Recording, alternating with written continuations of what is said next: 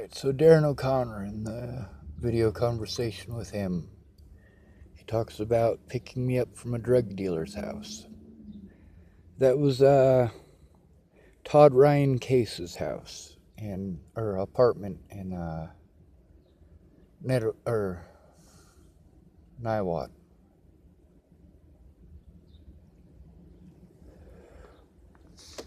Todd was busy screaming pretty much the whole time I was there.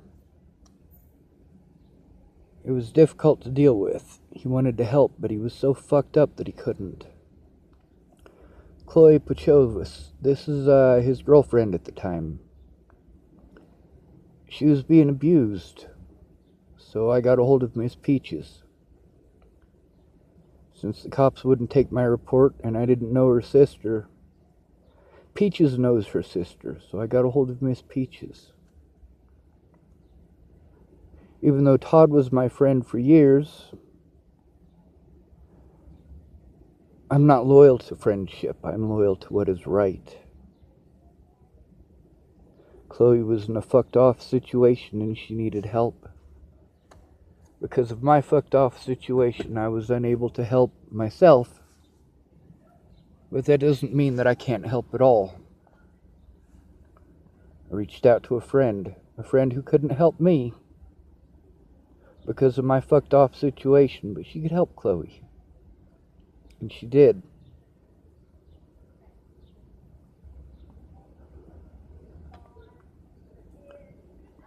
A lot of people, when they get out of a fucked off situation, they're just so glad to be out of it, they don't want to bring it up again.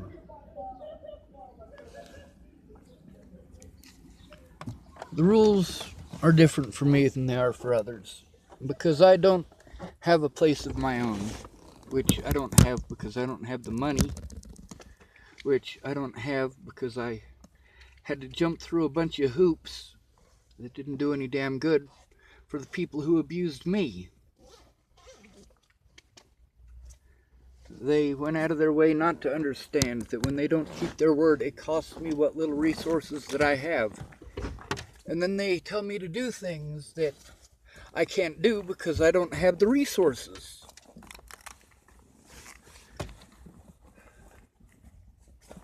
At least I had a phone, and at least I had someone that I could call when it came to Chloe.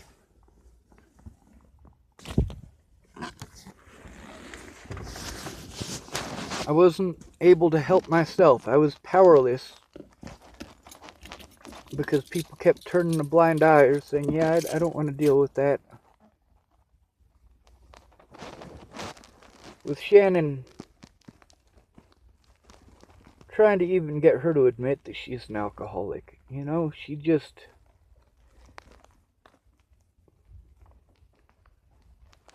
was angry. And instead of trying to understand how it affected me, she went off about Chris driving his vehicle and getting into a couple of car accidents while drunk driving. Well, okay. So it's Chris's fault that you're an alcoholic. See, Chris wasn't the one that offered the help. Chris wasn't the one that said he would listen. By the way, Chris did listen. He listened better than you did. A lot better than you did. Because while I was telling Chris about what was going on, even though he didn't have a lot of time, he listened.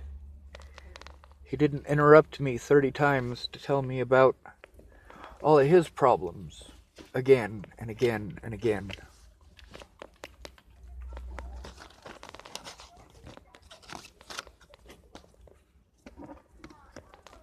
With Desiree. Yeah, sure, she probably stole all my shit. It might have been this Kevin guy who stole all my shit. But no matter who it is that stole all my shit, that shit wasn't important. Desiree is. She's a human being, even if she's fucked up on meth.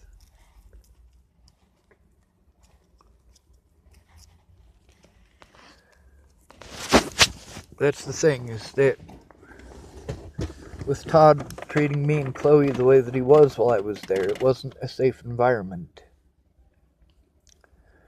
With Shannon being an alcoholic and being abusive to her boyfriend, it wasn't a safe environment.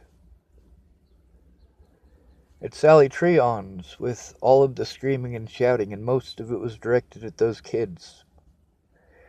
And with that little girl being dragged through the house and kicked in the face, it wasn't a safe environment. With Christopher Tapp screaming at me and assaulting me in his trailer, that wasn't a safe environment.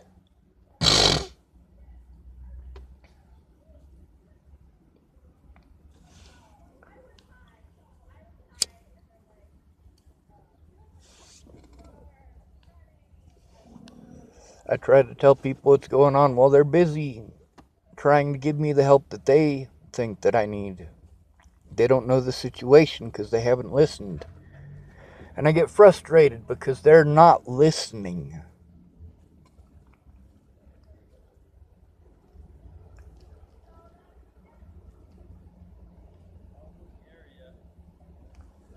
So I jump through these hoops for the help that I need. But these hoops are eating up all of my time and all of my resources. Resources that would be better spent trying to help myself.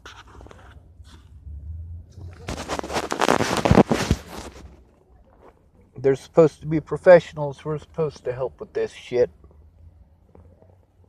And those professionals didn't.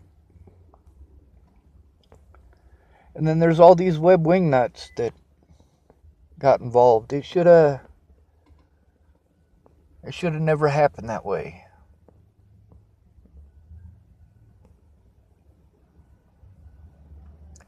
I've been through hell.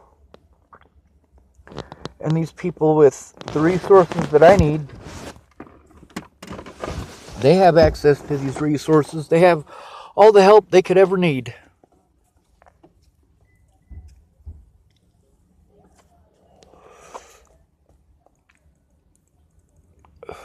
People want to pretend like food is the help that I need. It's not. I could provide my own food if I was to be left alone.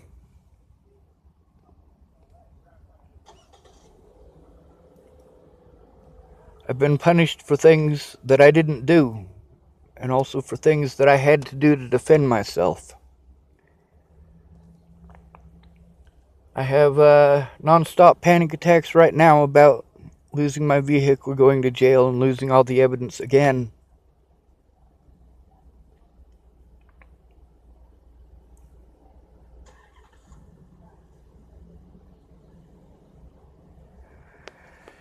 My family doesn't care, and without them caring, nobody else is going to.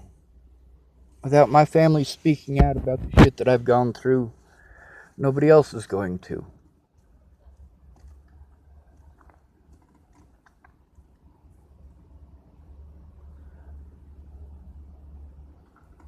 There's a guy named Zakia Benada. This is all stuff that, instead of telling these stories, I'd rather have these people call and verify it. But they don't have time, which is different from not wanting to. Getting Shannon to stay sober, I mean, holy fuck. She's a hardcore alcoholic.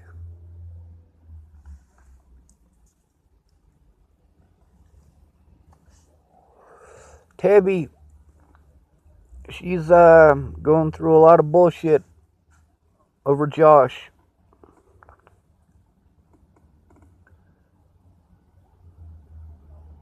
I was the one who needed a protection order against Natalie and Tim. The police kept blowing us both off. Jurisdiction, jurisdiction, jurisdiction. I needed help. I have crippling panic attacks and they shut me down, and because I'm shut down, I'm a terrible person.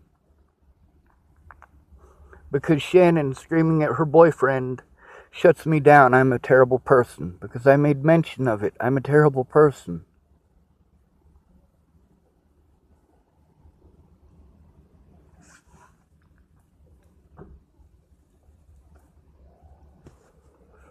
The problem is, most of the people who can verify my stories are also my abusers.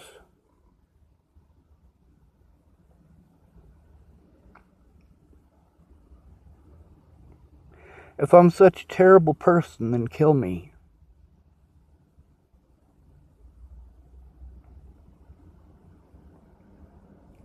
Stop overwhelming me and then punishing me for being overwhelmed.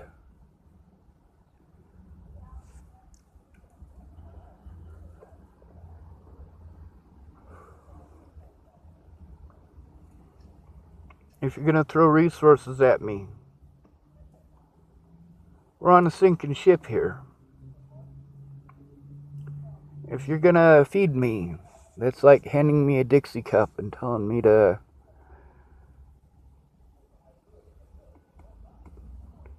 to scoop a cupful off at a time. There's a 10-foot gaping hole in the side of the ship. What needs to be done is we need to work together to fix that hole. That Dixie cup, that's not helping. The water's coming in faster than I can shovel it out.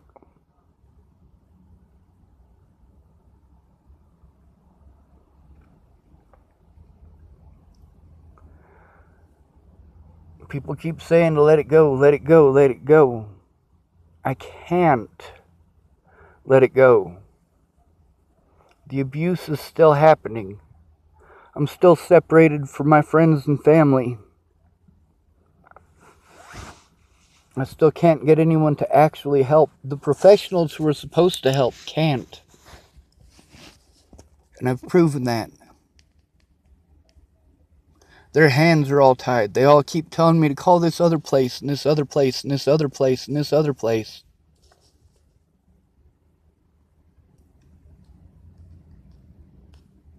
It's hell. It's hell that I was cut off so completely from so many people right when it made a difference. When people could have helped. When people were paying attention. But I was cut off and prevented from speaking. I was prevented from telling my side, and more people did more shit. The media didn't care. They turned a blind eye.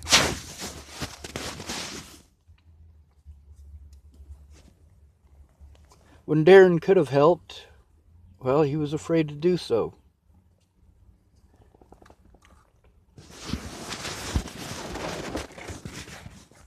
That drug dealer that he came and got me at that house, I mean, I was so frustrated by the time Darren picked me up. I scream a lot. It's because if I talk, I get talked over. Shannon does that every single time. My dad does that every single time.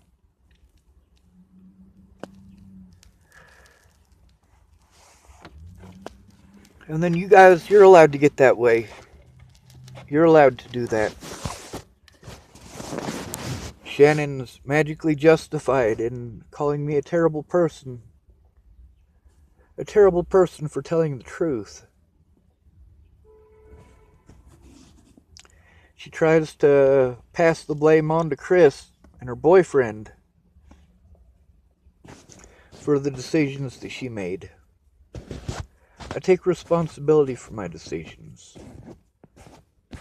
I had to try to force the police to do their fucking jobs, and I did threaten the President of the United States. I admit that.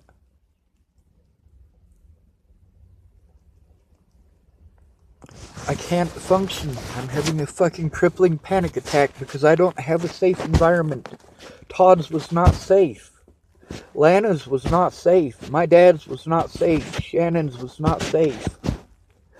Christopher Tapp's was not safe.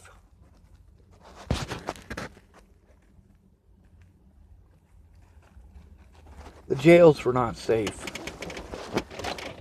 The Nuthatches were not safe. Because at no point in time did anyone take a look at the evidence.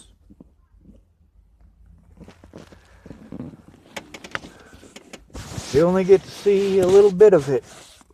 I asked them for help taking screenshots from them groups. They send me screenshots from my Facebook. I don't need screenshots from my Facebook, dumbass. Are you that fucked up on drugs?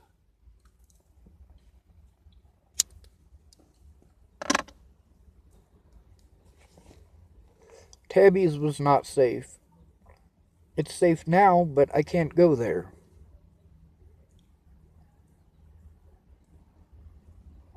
You see, that's the thing, is that people give me a light at the end of the tunnel, and I get there and they slam the door in my face. Or, it's an unsafe environment. The help that I need, they can't provide.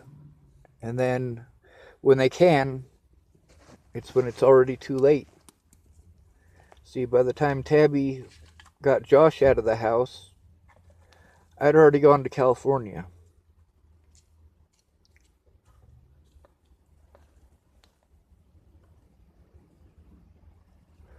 All these people have it in their own heads that it's a certain way, and when I try explaining what's going on, it's their turn to talk. And if I scream, I'm a bad person, but they're allowed to scream. You justify it when they scream. The rules are different. Because of the way that I was painted. Because of the abuse that I endured. And those people got to play victim. I didn't have the resources to go running around jumping through all these hoops, let alone do the things that I needed to do to help myself. I didn't have the money. People thought I had GoFundMes coming in. I didn't get a single dollar from those GoFundMes. I owe it to these people because they gave me money. I owe it to these people to do what it is that they want, to take away from what it is that I need to be doing because they assume that I need help in a different direction, in another way. No, I told all of these people the help that I needed. Most of them even said that they would help me how I needed, but when it all came down to it, no, they didn't. Amanda and her mom were fine with me playing video games, but I couldn't play video games while I was up there because the video games that I had were online. So I downloaded some video games that were not online video games. And they were fine with that. They were supportive about that until I left. And then they treated me completely like shit for it. In texting, by the way, where I can't defend myself. Same thing with Candace. Even after I left her house, she was gonna help. But after I got out of Clearview, yeah, she wasn't willing. I tried to kill myself over the shit that happened at Candace's house with Miss Shelley and with Miss Candace and with Miss Rayanna and Rayanna's husband.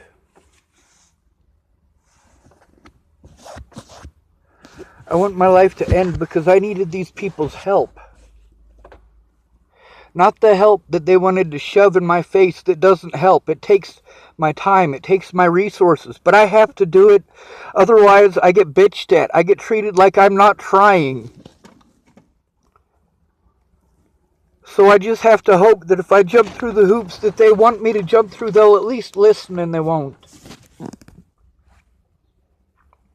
And when I say something about it, they treat me like I'm a terrible person for being honest about it.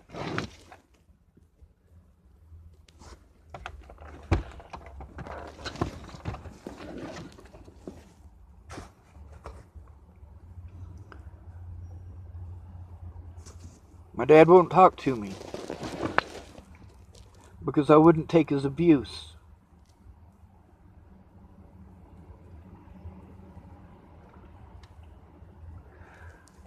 The way that he told me that he would help and the way that he did were not the same.